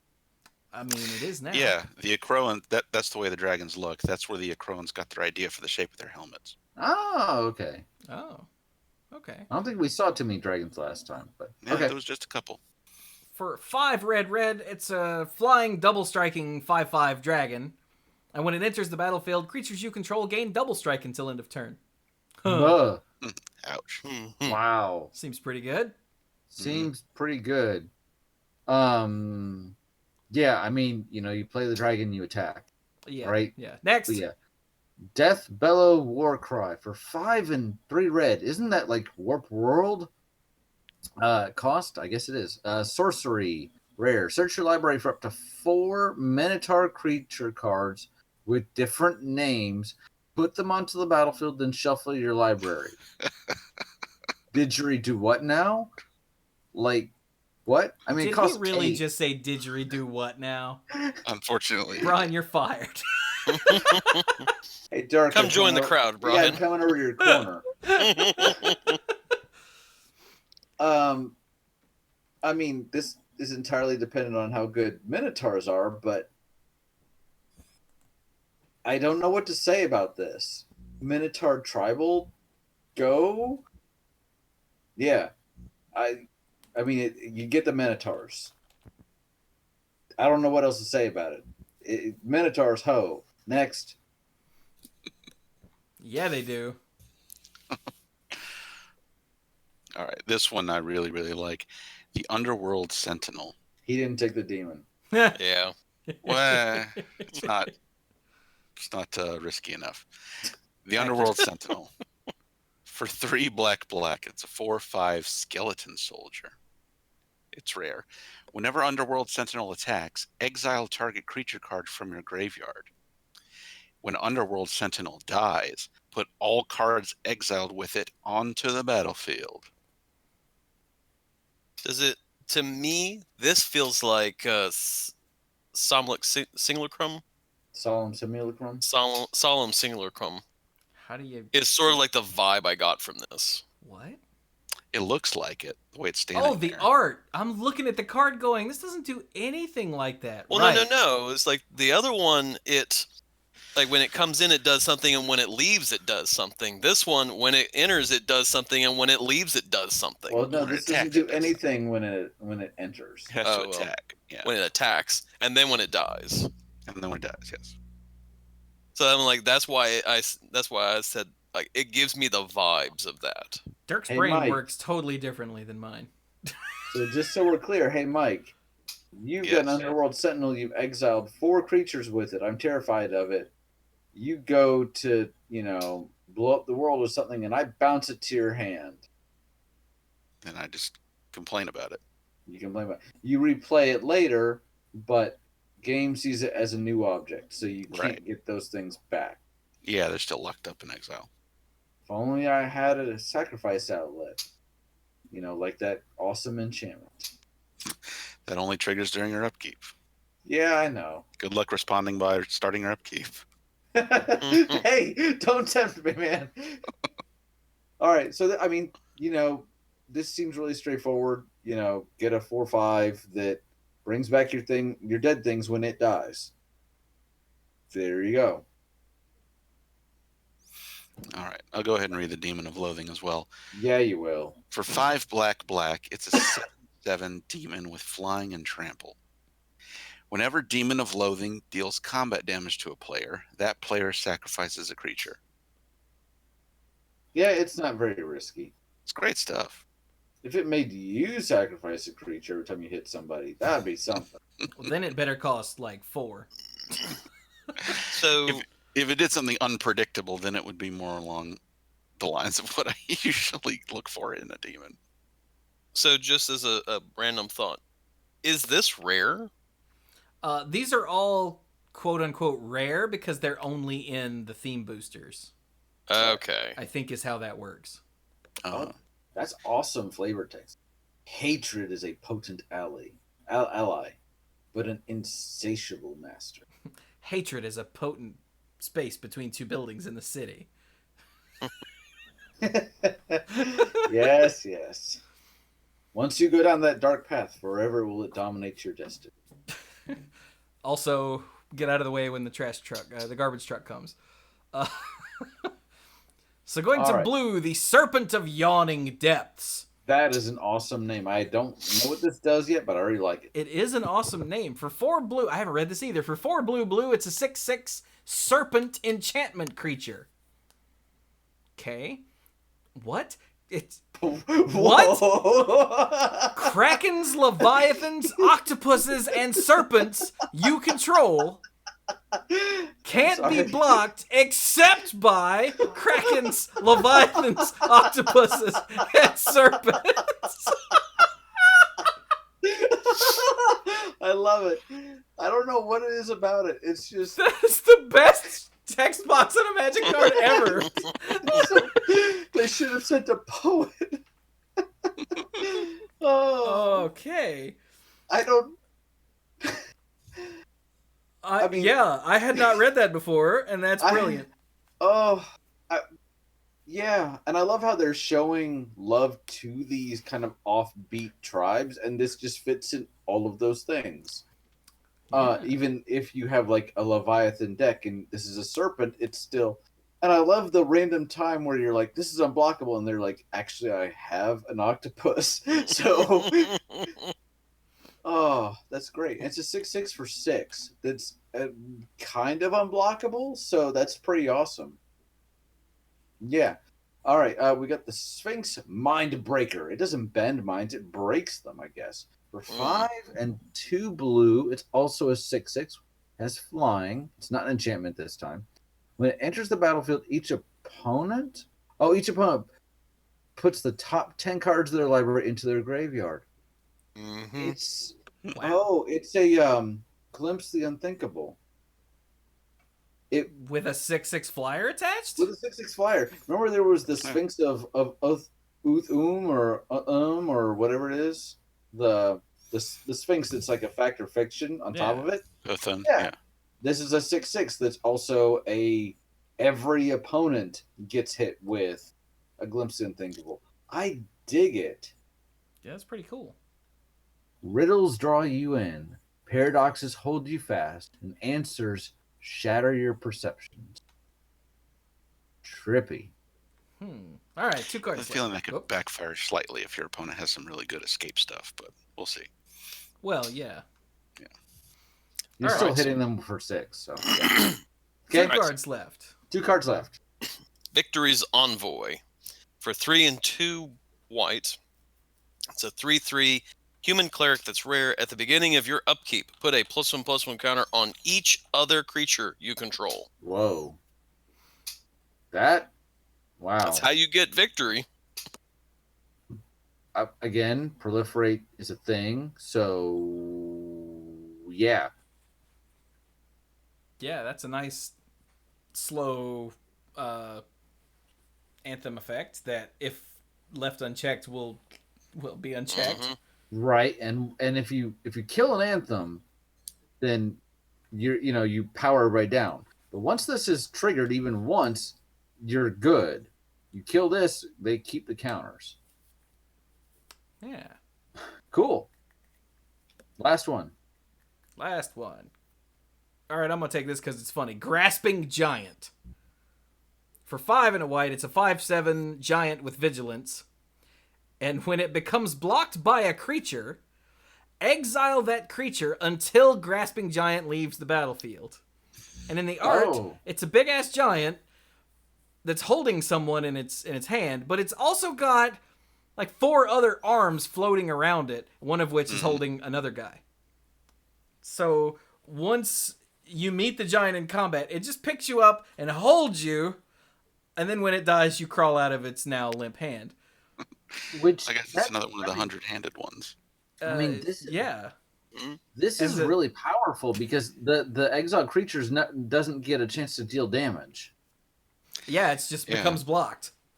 So, yeah, like the Hydra, it's a very difficult puzzle to crack in combat. Oh, the flavor text is disturbing. Merinthes thought death was seconds away when the giant's fist closed around him. 2 days later, he was praying for death's release. Oh, God! and I think Starks and Magnar Creel have summed it up perfectly. Stark says, "Gimme you." Yup. And Magnar Creel said, "I'm going to hug him and love him and call him George." Oh, my God. All right. So those are all the new cards. That is all the new cards. But there's still a thing that's very important that we have to talk about. Okay. What's the name of this set? It says it at the top of the article. Theros Beyond Death. There's no colon. There's no colon. Now, Ravnica, City of Guilds, was a thing. The next set is Ikoria, Lair of Behemoths. Which means this should be Theros, Beyond Death. But it's not, and it's not on purpose. So I am thinking that this is actually going to be about Theros moving beyond the concept of death. Huh. Interesting concept. Reasonable. With everybody escaping from the underworld, yeah?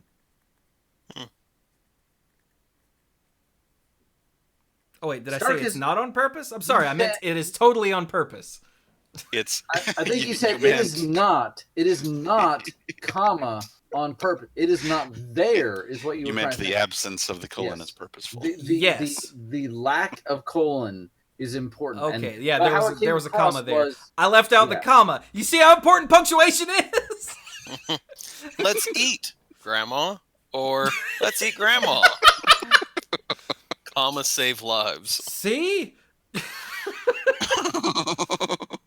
So yeah, the fact that we were talking about this somewhere. It might have been Bill and I after Monday Night Magic. On the actual the Gamepedia page, there was a discussion because it has Theros, Beyond Death. Mm-hmm. And then in the page edits, there was a discussion back and forth between the mods about removing the colon. You're like, well, the first stuff they showed had a colon, but then there isn't. And then there was a response. They actually contacted Wizards of the Coast, and they said, no, it's Theros Beyond Death. The next set is Ikoria, Lair of Behemoths. And they went, and I said, they did it on purpose. There's a reason. Because Theros, Beyond Death is just place, subtitle. But Theros Beyond Death is an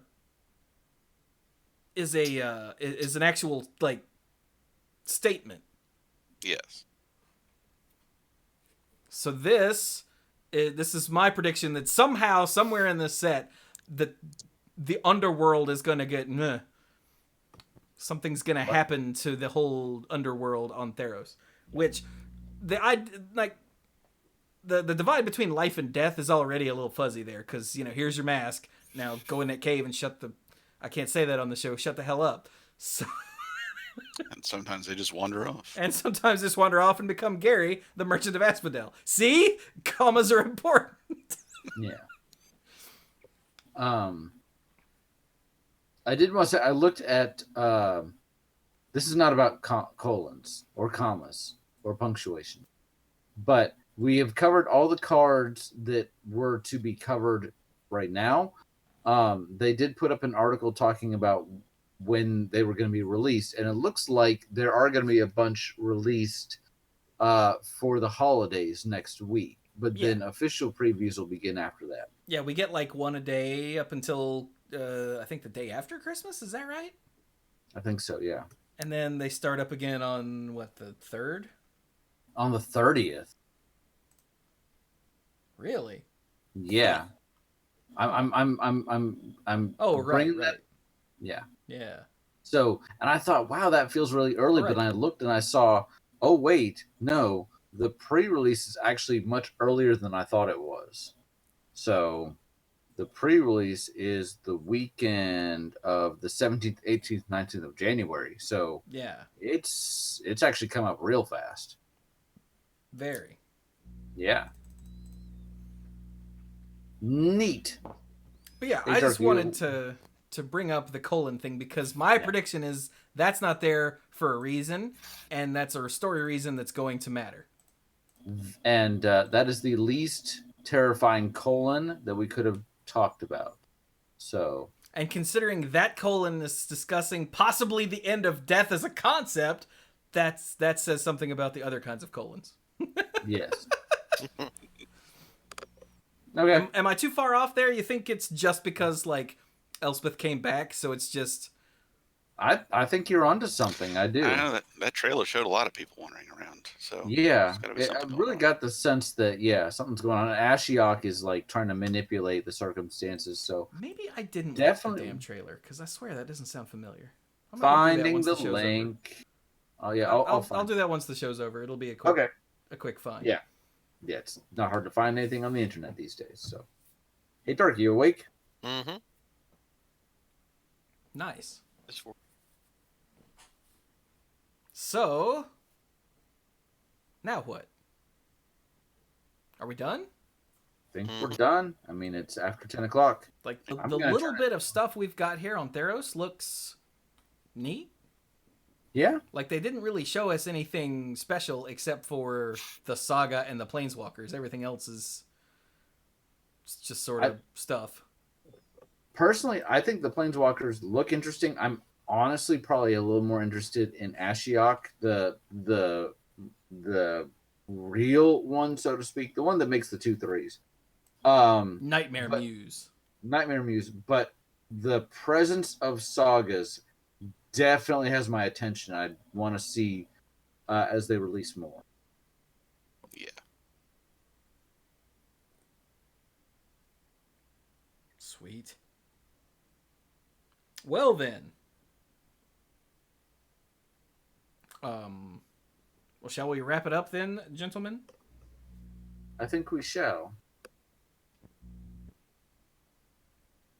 So somebody should do that then. Yeah. All right. So I guess I'll go ahead and do my final thought. And it's that this set does look particularly interesting. As this is the last recording that we know of for 2019, I just want to tell my co-hosts that it has been a really interesting year. And a couple things we did this year that we hadn't done as much previously were a little more scheduling things in advance. We had a couple of staff meetings. I feel like we came together and had more of a cohesive, like, this is what's going on right now. I've enjoyed the RPG. I hope you guys are. And I appreciate you guys showing up every week and you know, doing what we do. I want to thank the people that listen both to the podcast and come every week and follow us on the Twitches and the Twitters and all that stuff. And I'm looking forward to a fantastic year in 2020.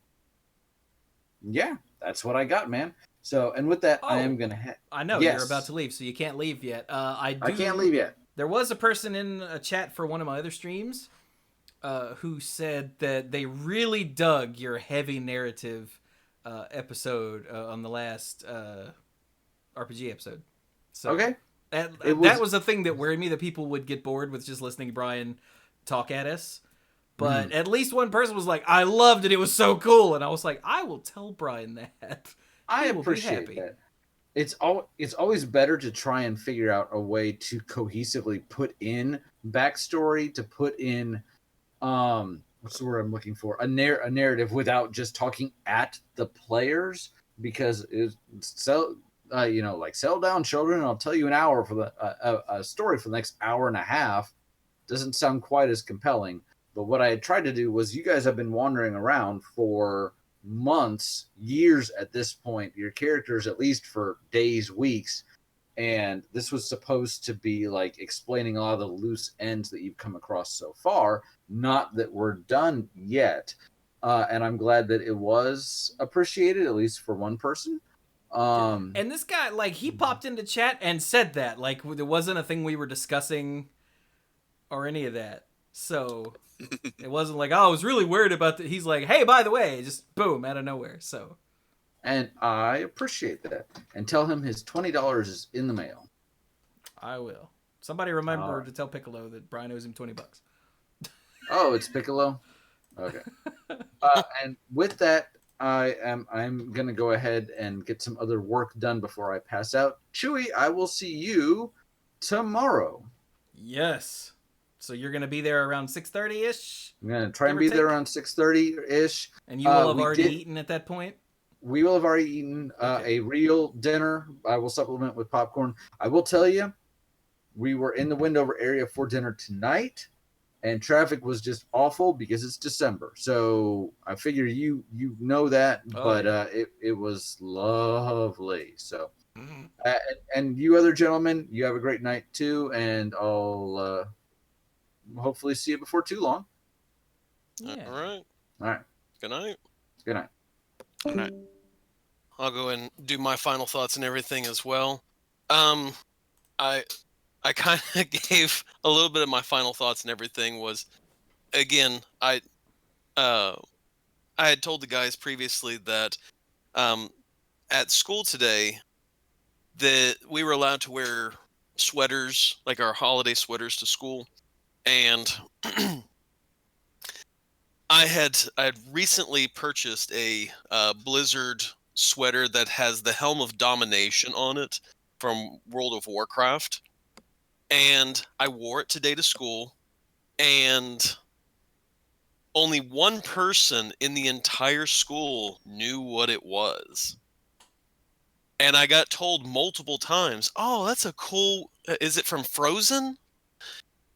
And I'm thinking to myself, wow, this is as far from Frozen as you can get. This would be the equivalent of someone like me wearing a Game of Thrones, like the dire wolf symbol on my shirt, and someone saying, oh, that's from like Lassie, isn't it? And going, no, they're not even close. No, it's Paw Patrol, obviously. Yeah, there you go. Isn't that Paw Patrol? I'm going, no. And yeah, Dirk totally did tell the story at the beginning of the show, but you know. And it's just one of those things that, again, I did get. It's like, isn't that from Transformers? And I'm going, well, you're closer, but you're still way off the mark. The ball did leave home plate, but you hit someone's windshield instead of a home run. So, yeah. And I even told the student, I was like, just so you know, you are literally the only person. And he was like, really? It's like, I would have expected at least a couple people to. It's like, no, you are literally, and he is not, he doesn't even strike me as a World of Warcraft person. Because he's sort of like more like a country music kind of person, which does not strike me as a video game person. But at the same time, he was the only person. Which, again, I am still floored by this. So, but again, that's my final thought for the evening is that, and I'm looking forward for the festivities. Tomorrow is my last day for the year because we go on break at school, and I don't have to go back until the new year. So I'm eagerly awaiting some rest and relaxation away from students so I can get my head screwed back on straight and hopefully get re-energized for the new semester after all the exams and stuff are taken care of when we come back. So with that, everyone have a wonderful holiday. Merry Christmas, Happy New Year, Happy Hanukkah, all that good stuff. So, and with that, I am going to sign off. Night, Zerk. All right. Good night. Night, everybody. Well, Mr. Beardy Face, Mhm. man, dude, person, it's just Final us. thoughts. Yeah. Almost got into a small automobile accident the other day when I was going home from work. So I was driving along. You know, I was leaving work kind of late. It was dark, and I was driving along, and I saw silhouetted against the light that was coming in through my windshield. I saw a spider just trucking across the windshield, just going. Like, he obviously had somewhere to be. I was going home from work. He was going home from work. And it was obvious from the silhouette that it was on the inside of the car. So that was a problem. So we continued along this path and got to a point where, you know, I couldn't see him anymore. So that was bothering me, you know, because it's even worse to have a spider that you know is in the room but you can't see than the spider that is in the room and you can. It's so much worse. Chewie can sympathize it's with totally this. so much worse. Yeah. I'd rather not know it's there and not see it than know it's there and not see it. Yes. Because ignorance is bliss.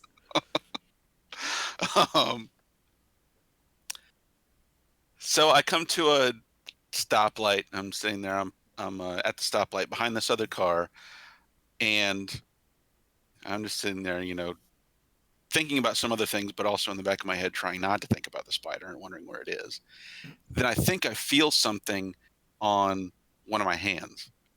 And because I'm already nervous, you know, I was like, you know, I pick up my hand, shake it out, jump a little bit. But then when I jump, my foot comes off of the brake pedal. Oh, God. And, like, I'm also like on a hill that's inclined down. So my car starts to like lurches a little towards the car in front of me. And I'm like, and stomp on the brake, get myself stopped again. And yeah, so I almost got into a small automobile accident. Because of a damn spider. See, they're a menace. I know. I feel like J. Jonah Jameson. Spiders are a menace. Get me pictures of spider. No, wait. No, don't do that. People do that already. Don't do that. Well, thank goodness you survived, Mike. Yes.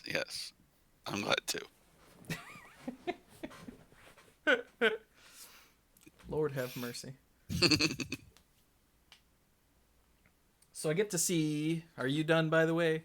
Yes, I am. So I get to see Brian tomorrow because Star Wars. And I get to see Mike on Saturday because Swift. Yes, Swift. The band who does the intro and outro music for the audio version of the podcast here. Is doing a 20th anniversary. Is it a CD release party too? Yeah, it's a 20th anniversary show. It's also a CD release party for their new album that they recorded this year. Yeah. And we're going. Yeah. I bought tickets live on stream before the show started. Yeah, it's a good album too. I got a digital copy a while ago. I was also listening to it again the other day. I like it a lot. Well, good. I haven't been able to afford to buy it, and I don't even know where I would get that these days, so... Yeah, I got my digital copy on iTunes, and I guess they'll also have CDs, physical CDs at the show. Are they going to have physical CDs?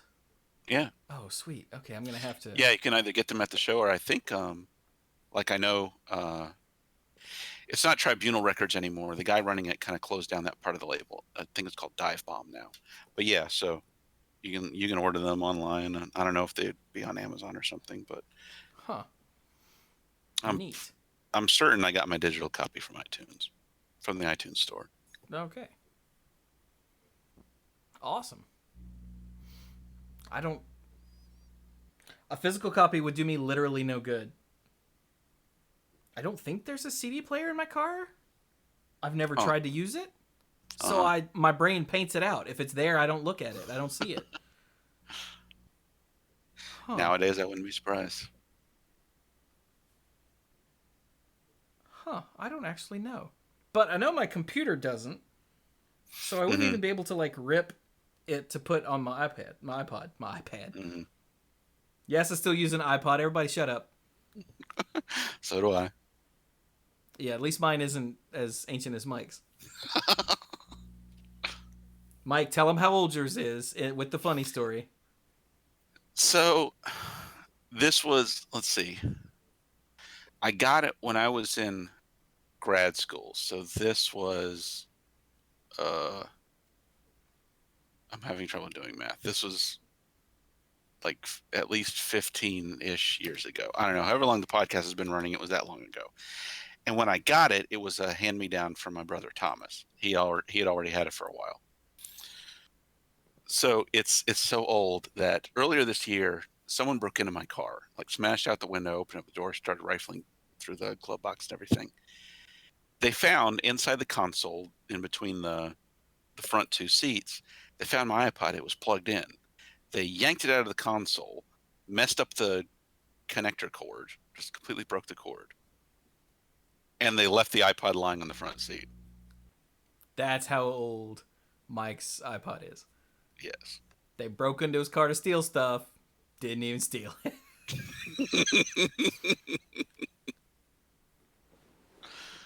But yeah. So yeah, that's what we're doing Saturday night. It's going to be awesome. And I'm very old now, so it's going to suck. Amanda looked it up. She said, "Oh my god, the end time is 2 a.m." And I went, I hope Swift isn't going last. Well, the headliners, they have to be. Isn't there going to be a band that like bats cleanup while everyone leaves? I don't know. Usually that's the job of the house music. Because that's late. That means they're probably actually going to be done by what? Like 1? That's still late. Right? Am I off base here? Yeah, probably. And with a bunch of local acts, no one is going to have their crap together. So Oh dear God. set up and tear down is going to take longer than it should.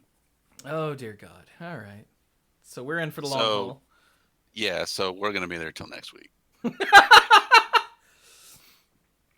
Well, luckily, Amanda won't have the kid. Hey, we might have to drop the kid off on the way, by the way.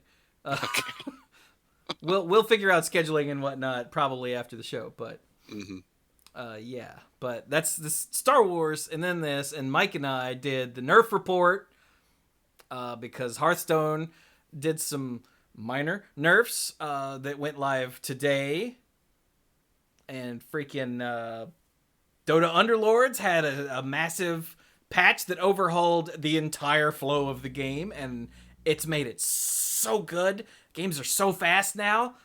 Like a long game is 40 minutes, where before a short game was 40 minutes. Do you see the difference? It's amazing. Huh.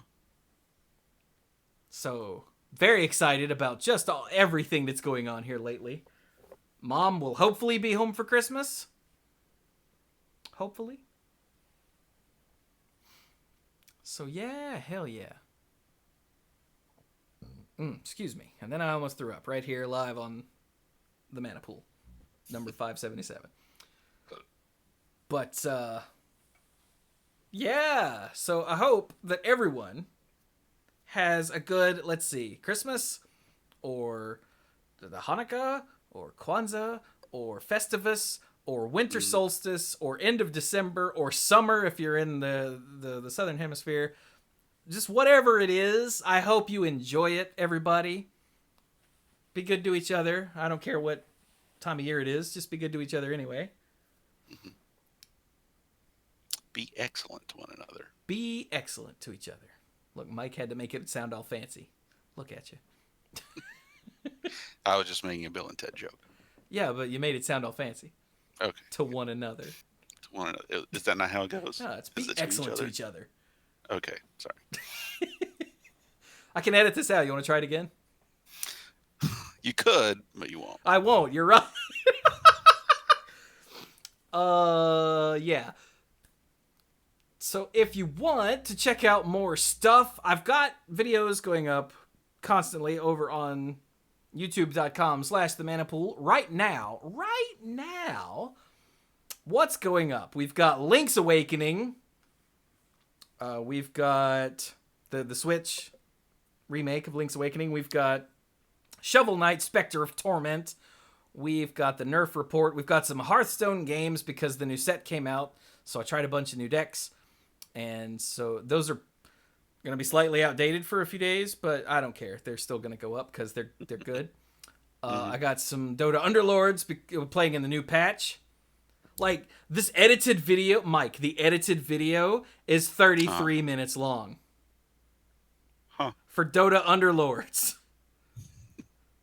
An edited video before was like 45 if I spent a lot of time staring at the screen not doing anything. It's so great. The long one is 38 minutes. Games are so much faster now, which means you can play more games in a night. Oh, I'm so excited. And the flow is but anyway. So all of that is what's going up on the YouTube channel in the near future. And then here on Twitch, I stream all of that stuff and more. So, gotta stream. Now that the nerfs have gone through, I gotta stream some more Hearthstone. I gotta play some more Dota Underlords. And of course, I've gotta finish Link's Awakening and Spectre of Torment. God, there's so much stuff. It's just good.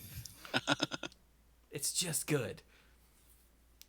So, yeah. Now, for those of you listening live, there won't be a stream Friday night or Saturday night for obvious reasons, because Star Wars and Swift. But I should be streaming something on Sunday because I didn't the previous nights. So yay. Probably more Link's Awakening. I gotta get on that. Mike, hurry up. Alright. Yeah. So, as you can tell, that's a lot of content. And there's at least one YouTube video that goes up every day. I did say on Monday Night Magic that anytime a Hearthstone video would go up, then there would be something else to go with it. Because with 4 things running, if I try to space them out, then stuff either becomes irrelevant quickly, or people lose the thread of, the previous episode. So, the idea is whenever a Hearthstone video goes up, there will be a second video to go with it, either Shovel Knight or Link's Awakening. So yes, or the Nerf report in today's case, that and right. My second handlock video went up. But yeah, so 1 or 2 YouTube videos a day until I get caught up and run out of things to stream, and then run out of things to make into videos, but then I'll have streamed something else. So yay. So there's always going to be YouTube content. Oh, I'm very excited. But yeah, with all of this just insane amount of content, there's the 2 podcasts every week. No more for this year because of holidays and the complete lack of news for Monday Night Magic, and all of the recording dates are bad for the Mana Pool for the rest of the year because it's the day after Christmas. Yeah, so we're not doing that. So everyone enjoy your podcast free week, I guess. Yeah. But usually you get 2 podcasts a week that are streamed here on Twitch, and then they go up on YouTube and on their audio feeds. And then YouTube videos every day and streams lots of days, and I'm very excited. So if you want to help support this frankly ridiculous amount of content creation for one person, Mana Pool Productions is a Patreon-funded endeavor. So if you go to patreon.com/themanapool, you can sign up to become a lifeguard, which gets you some stuff. For instance, you can get Mana Pool episodes and YouTube videos early. You can get the odds and ends, which is behind-the-scenes nonsense recorded before and after both Monday Night Magic and the Mana Pool, which I'm really hoping that once I get enough videos done to be ahead, I can dive back in and get a bunch of those done. Because they're uncensored and unfiltered, and there's a lot This is 577. I'm like 10 episodes behind again. Damn it. Hmm. I was so close. I was like 5 away from being caught up. No, that's too many. 1, 2, 5, 6, 7. I think I was 8 episodes total away from being caught up. And then I haven't had time to touch them because I'm driving again. And that pays bills. So. But yeah. Don't worry. They're all going to get caught up. Everything's fine. We're all fine here. How are you? Mike, Star Wars tomorrow. Ah! Okay. Yay! And also, you can get the Mythic Lifeguard slot, which gets you the sponsorship shout out on both podcasts and on the end screen for all of the YouTube videos. So, I would like to thank our Mythic Lifeguards, Stall, because apparently Patreon has decided it doesn't want to load quickly. Here we go. Jason Doan, Kim Ho, Andrew Hunt, Al, Lance Delicious, Team Hellas Are You, Connor Kennedy, John Morris, Alex Gonzalez, Scuzzo, Jeff Spencer, Stuart Slaw, PJ McMullen, Sophia Brattain, Casey, Fayen Says, Danny Liao, Cody Buckowing, Jake Jansons, Jason Kaus, Gothic Man, Stark Maximum, John Parker, Violet Moon, Aleph Cat, Mike, Dan Holm, Bartle, Backwards Logic, and the Beast Father, Aaron Goodwine. Oh, and also, I would like to thank Dan, who is ALK Alters, for sending us a present. He sent us some shiny, full art soul rings. One for each of us. Some proxies that he made, because you remember he did the what's it called, the From the Vault Mana Pool edition. I made a video about that, and he sent this to us, and I just opened it finally right before the show, and it's 4 soul rings, and I'm pretty sure that they're supposed to go 1 to each of us, or otherwise I just keep the 4 shiny soul rings. Now they're proxies. On the back it says proxy not for sale at Alters ALK. So yeah, go check him out. He does lots of cool digital stuff on Twitter. Yay! So thanks, buddy. These are awesome.